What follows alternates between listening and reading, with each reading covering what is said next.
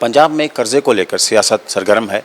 पंजाब के गवर्नर ने आरोप लगाया है कि पंजाब सरकार ने पिछले 1.5 साल में 50,000 करोड़ जो है वो डेट लिया है, लोन लिया है अपनी इस कार्यकाल में। इसको लेकर हमारे साथ हैं कांग्रेस के सीनियर लीडर नवजोत सिंह सिद्धू। सिद्धू साहब, पंजाब के गवर्नर ने एक लेटर लिखा है पंजाब सरकार को, आरडीएफ पे जवाब दिया था, लेकिन उसमें ये बड़ी इंपॉर्टेंट बात कही है कि पंजाब सरकार ने 50,000 करोड़ जो है लोन ले रखा है पिछले 1.5 साल में और उसका हिसाब मांगा है, यूटिलाइजेशन मांगा है।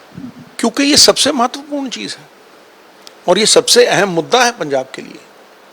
पंजाब पहले से ही कर्जाई है।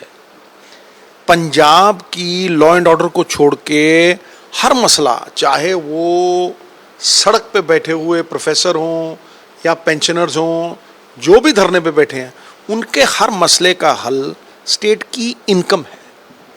और दुर्भाग्यपूर्ण, ये दुर्भाग्य है स्टेट का कि दुर्भाग्यपूर्ण जितना भी स्टेट की इनकम है, और इसे समझना बहुत जरूरी है कि जो जीएसटी है, वन नेशन वन टैक्स नहीं है, उसमें से 5 चीजें ऐसी हैं जो स्टेट के लिए छोड़ी गई हैं। पेट्रोल डीजल टैक्स लगते हैं, इन्होंने 2-3 रुपए बढ़ा दिए हैं, हजारों करोड़ उससे लिया है टैक्स लगा के। नंबर 2, शराब। मैं शराब के हक में नहीं, लेकिन अगर बिकती है तो स्मगलिंग नहीं होनी चाहिए, इलिसिट लिकर नहीं बिकनी चाहिए, एक्साइज की चोरी नहीं होनी चाहिए, और ये जो स्पूरियस शराब प्राइवेट फैक्ट्री से निकलती है, लोग मरते हैं, वो नहीं होना चाहिए, और बगैर एमआरपी के तो बिल्कुल ही नहीं बिकनी चाहिए। तो हजारों लाखों करोड़ की चोरी हो चुकी है, हजारों लाखों करोड़ की पंजाब में एक्साइज की। नंबर 1 से लेके नंबर 7 तक sand, cable, entertainment tax, cinemas आ जाते हैं उसमें, हर तरह की एंटरटेनमेंट आ जाती है, ट्रांसपोर्ट, जमीनें। ये जो स्टेट के रिसोर्सेज हैं, ये जो स्टेट के अपने निजी खजाने में आने चाहिए, ये लोगों की निजी पॉकेट में जा रहे हैं। जो स्टेट का खजाना है, जो स्टेट के एक्सचेकर में जाना चाहिए, वो तो जेब में डाल लो और स्टेट को चलाओ कर्जे से। यह त्रासदी है पंजाब की, और यही वजह है कि आज पंजाब की युवा पीढ़ी पंजाब को छोड़ के बाहर जाके ट्रक चला रही है। क्यों? वो सिर्फ इसलिए कि लैक ऑफ अपॉर्चुनिटीज है। It is the greed of the Punjab politician and a system which has destroyed Punjab. वो सिस्टम को बदलने आई थी आम आदमी पार्टी, और सिस्टम का हिस्सा भी बन गई, मैनेजर इन चीफ भी बन गई, सरगना भी बन गई। यह बदलाव हुआ है कि जिसे बदलने आए थे उसके चेयरपर्सन बन के पैटर्नेज देने लग गए उसको। ये जो सवाल पूछा है वो इसलिए भी अहम है कि भाई, अकाली दल के कार्यकाल में 15,000 करोड़ रुपया कर्जा लिया जाता था एक साल।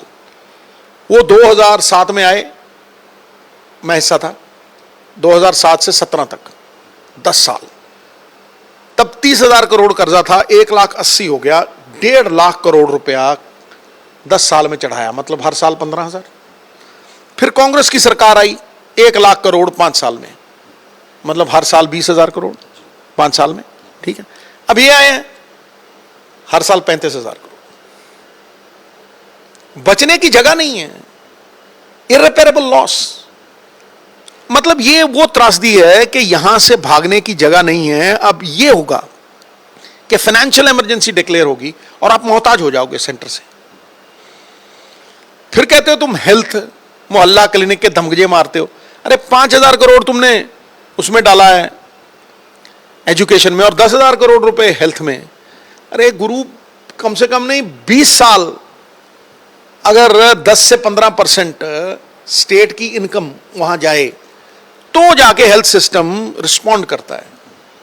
आपके पास तो बेड नहीं है और आप ये मोहल्ला क्लिनिक्स की बात करते हो, उसकी कहानी तो मतलब दास्तान भी खत्म हो जाएगी। एक ही सवाल है हर पंजाबी के मन में कि ये जो कर्जा जो पंजाब सरकार लेती है, हमें क्या चिंता है, ये तो इन्होंने ही वापस करना है। वापस भी पंजाब के लोगों ने ही करना है, क्योंकि जो इनडायरेक्ट टैक्सेस हैं, डायरेक्ट टैक्सेस पंजाब में अमीर आदमी देता है, सेल्स टैक्स देता है, इनकम टैक्स देता है करीब 400 करोड़, और इनडायरेक्ट टैक्स 70,000 करोड़ रुपया। पेट्रोल डीजल पे टैक्स, नमक पे टैक्स, चाय पे टैक्स, ये जो गैस का सिलेंडर है इस पे टैक्स, कौन सी चीज है जिस पे टैक्स नहीं है भाई? समझे? कल डिफेंस आया था, जो गवर्नर साहब की चिट्ठी आई उसके ऊपर आम आदमी पार्टी का डिफेंस आया था कि जो पुरानी पार्टियों ने जो सरकारों में रही उनका जो कर्जा लिया हुआ था उसी को उतारने के लिए, उसका ब्याज भरने के लिए सब हुआ है। अच्छा, तो इनको पूछो कि ये 50,000 करोड़ रुपया किसके लिए लिया? फ्री बिजली देने के लिए?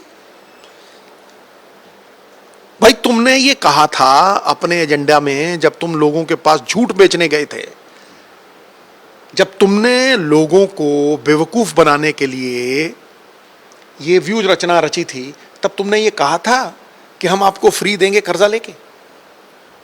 तुमने तो कहा था, तुम तो दमगजे मारते थे कि हम 30-40 हजार करोड़ की स्टेट की इनकम बढ़ाएंगे, माफिया खत्म कर देंगे, माफिया खत्म करके 30-40 हजार करोड़ सेंटर की सरकार में, जो नवजोत सिद्धू कहा करता है, सेंटर को देके उसको डबल कर लेंगे।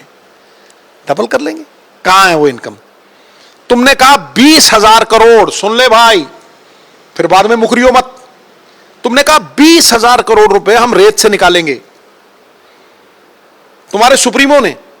फिर तुमने कहा कि 30,000 करोड़ हम बजट से ही बचा लेंगे, 55,000 करोड़।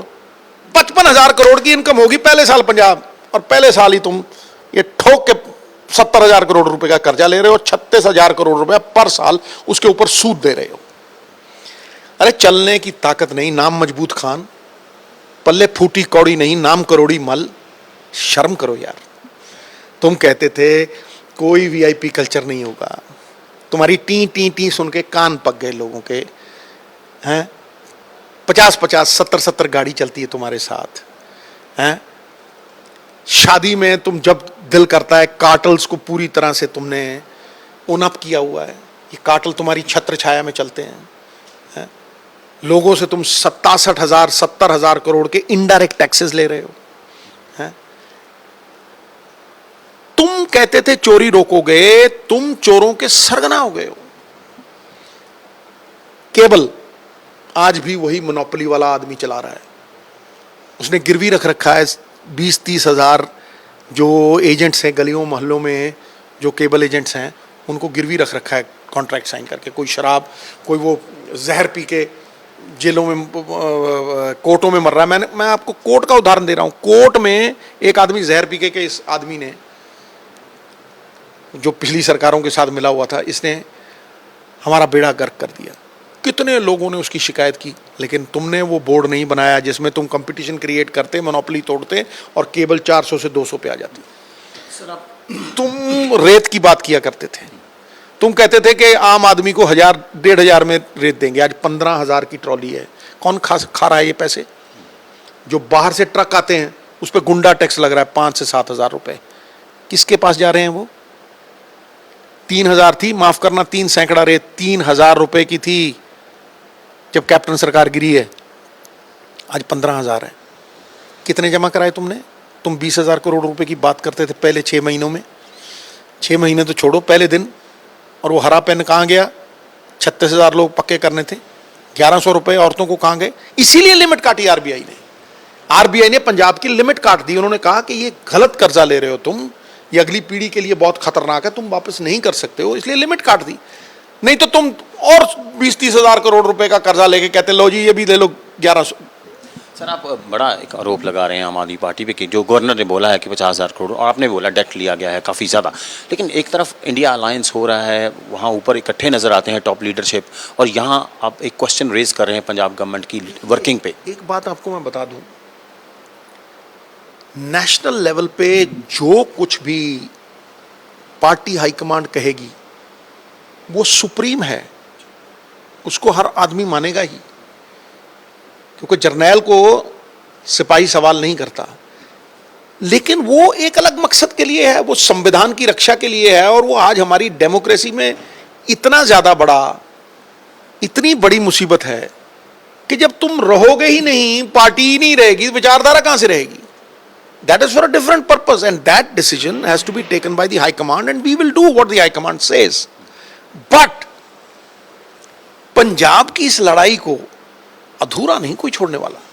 एक बात आप समझ लो कि अगर मैं अपने घर के बारे में सच नहीं बोल सकता, और मैं खतरे को आने से पहले टालने के लिए एज एन ऑपोजिशन मैं अपनी आवाज़ नहीं उठा सका। और वाजिब, ये सवाल मैंने पहली बार नहीं किए, गवर्नर साहब ने तो अब किया है, ये अब हिसाब मांगा है। मैं पहले दिन से हिसाब मांग रहा हूँ, और ये नहीं है मैं पहले दिन चिट्ठी लेके गया था अपने छोटे भाई के पास, शायद तुम्हें याद होगा, 1 घंटा बैठ के गया था, लिख के दे के आया था कि तुम ये करो, मैं तुम्हारी जय जयकार करूंगा पार्टियों से ऊपर उठ के। तुम क्या सोचते हो कि ये पार्टियों के लिए है? पार्टियां अगर सत्ता हासिल करने के लिए सब कुछ करें तो वो ठीक नहीं है, लोगों का वेलफेयर करने के लिए। ये पंजाब के 3 करोड़ लोगों के लिए है, जिन्हें मैं भगवान समझता हूं और जिनके लिए मैं आज तक लड़ा हूं, और मेरा स्टैंड बदला नहीं है असीम। यहां तो बादलों की तरह स्टैंड बदलते हैं, एक दिन कुछ, पल में तोला पल में माशा। गंगा गए गंगादास, यमुना गए यमुनादास। लेकिन नवजोत सिद्धू जिस बात को कर रहा है वो 15 साल से कर रहा है, और जो लोग इस सिस्टम के हिस्सा थे वो इस सिस्टम के खिलाफ नहीं बोल सकते। इस सिस्टम को बदलने की बात या भगवंत ने की थी या मैंने की थी। आज वो उस सिस्टम को बदलने की बजाय उसका हिस्सा बन के उसका मैनेजर इन चीफ हो गया है। सिद्धू आज भी वही सवाल कर रहा है। इंडिया अलायंस एक तरफ है, पंजाब आपकी प्रायोरिटी रहेगी, सवाल उठाते रहेंगे। इंडिया अलायंस और पंजाब 2 अलग मुद्दे हैं, लेकिन it's a battle with in a battle. एक बात आप समझ लीजिए, आज की लड़ाई इंडिया अलायंस के प्रधानमंत्री को बनाने की है, पंजाब के सीएम की नहीं है। इस बात को अगर समझ लोगे तो तुम डीमार्केट कर लोगे। मेरी बात समझ लीजिए, और मैंने पहले भी कह दिया है कि वो एक अलग मकसद के लिए है, और सबसे बड़ी बात है कि हाईकमांड का डिसीजन सुप्रीम है।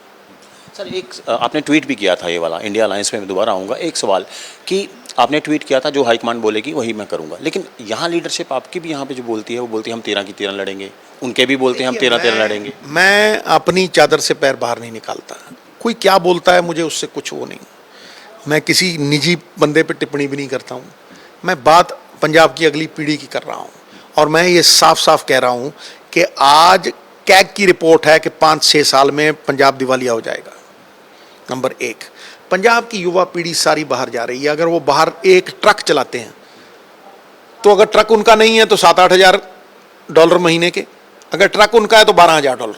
बताओ यहाँ कौन सी अपॉर्चुनिटी? हर जगह धरने हैं, ये धरनों वाली सरकार है।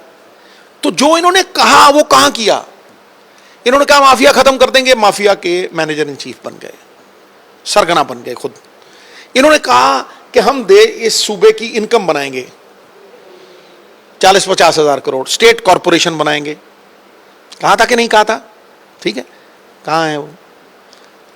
ये तो कर्जा लेके सरकार चला रहे हैं, लोगों को टैक्स लगा के। इनकम से सरकार चलती है भाई, कहां है इनकम स्टेट की? इनकी जेब में जा रही है, मैं कह रहा हूं। हाँ सर, फाइनली एक सवाल पूछूंगा मैं, क्योंकि आपने अपॉर्चुनिटीज़ की बात की, यूथ बाहर जा रहा है। आज एक बड़ा मुद्दा है देश के सामने, इंडिया और कनाडा के बीच में जो हुआ है। बहुत से यंगस्टर्स बाहर जाते हैं, लेकिन जो रिलेशंस ख़राब हुए हैं इंडिया और कनाडा के लिए, क्या करना चाहिए भारत सरकार को ताकि इंटरेस्ट प्रोटेक्ट हो? 2 सरकारों के बीच जब मामला होता है तो वो डिप्लोमेसी का मामला है, वो किसी इंडिविजुअल का मामला नहीं। सब्र करना चाहिए। हाँ, मेरी एम्पैथी, मेरा दिल उन लाखों पंजाबियों के लिए हमेशा ये आस और अरदास करता है कि उनके मसले हल होने चाहिए, उनकी चिंता जल्द से जल्द खत्म होनी चाहिए। लेकिन सब्र जीवन के हर मकसद का दरवाज़ा खोलता है। ये मसला 2 देशों का है, और 2 देश और उनकी डिप्लोमेसी इसे हल करेगी। सो ये थे नवजोत सिंह सिद्धू, जिस तरह कैटेगोरिकली उन्होंने कहा कि ये जो सरकारें होती हैं वो इनकम से चलती हैं, कर्जे से नहीं। और साथ में इंडिया अलायंस पे बोला कि वो नेशनल लेवल की बात है, लेकिन पंजाब के जो इशू है वो इसी तरह उठाते रहेंगे। कैमरा पर्सन अमित के साथ असीम बसी, ABP न्यूज़, पटियाला।